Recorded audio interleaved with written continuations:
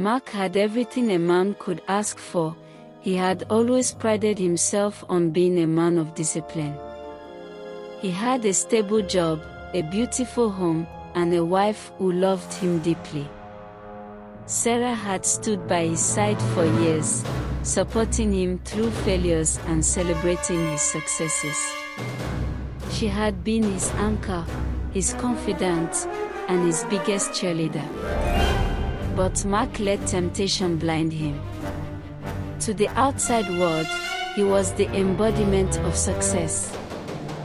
But beneath the surface, a restlessness had begun to fester. It wasn't that he no longer loved Sarah, he simply craved something new, something thrilling. Lisa, a younger colleague, entered his life like a spark in the darkness. She was young, vibrant, and eager to flatter him. At first, it was harmless, a few exchanged glances, lingering conversations at the office, the occasional text message that bordered on inappropriate but never quite crossed the line. But lines blur when temptation whispers sweet nothings, and soon, Mark was tangled in a web of his own making. It started as harmless flirtation with Lisa. She was exciting, different from the familiarity of marriage. Late-night conversations turned into secret meetings, and before he knew it, he was living a double life. Mark convinced himself that Sarah would never know. After all, she trusted him completely.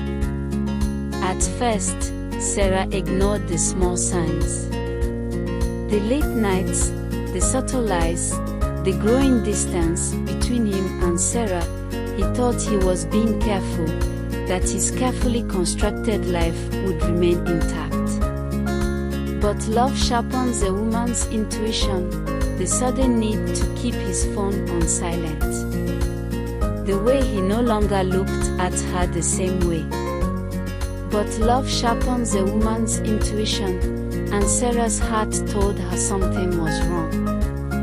One night, while Mark was in the shower, his phone buzzed. A message from Lisa flashed on the screen. "Miss you already, baby. Can't wait to see you again." Sarah felt her chest tighten. Her hands shook as she scrolled through the messages stretched back for months, each word a dagger to her heart. Confessions of love, stolen moments, shared secrets. The betrayal cut deeper than anyone she had ever known. There was no mistake. The man she had loved and trusted had betrayed her. When Mark stepped out of the bathroom, he found Sarah sitting on the edge of their bed, his phone in her hands. She didn't scream. She didn't cry. She simply asked, "How long?" Mark stammered, trying to find an excuse, but there was none. Sarah stood up, walked to the closet, and began packing her bags. "Sarah, wait, please, let's talk about this," he pleaded, panic setting in. But she didn't stop. She moved with quiet determination, as if she had already made up her mind. Finally, she placed a letter on the bedside table and turned to face him one last time. "I gave you my loyalty, my love, and my trust. You threw it away. I won't fight for someone who never valued me. Goodbye." And just like that, she walked out of his life. At first, Mark believed she would come back, that she just needed time. But the days turned into weeks, then months. His house, once filled with warmth and laughter, now felt like a cold, empty shell.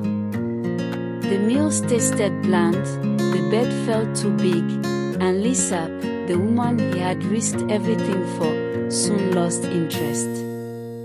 She had been drawn to the thrill, not the reality of a broken man. Months later, he heard from a mutual friend that Sarah had moved on. She was thriving, her smile brighter than ever, her heart no longer burdened by betrayal.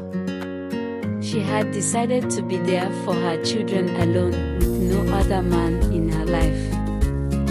Hard decision, but faith in God alone will see her through until Mark comes back to her senses and decides to be a husband and a father to his children. She concentrated on her job and children. And Mark, he was left with nothing but the echoes of his own choices. A life once filled with warmth and love was now a hollow shell of regret. Because some mistakes last forever. But he longed to go back to Sarah. He repented genuinely and had been sending friends and family to plead for him. Should they be reconciled ever again? Let me read your comments at the comment section. Meanwhile, please subscribe to my channel, Our Folktale Stories.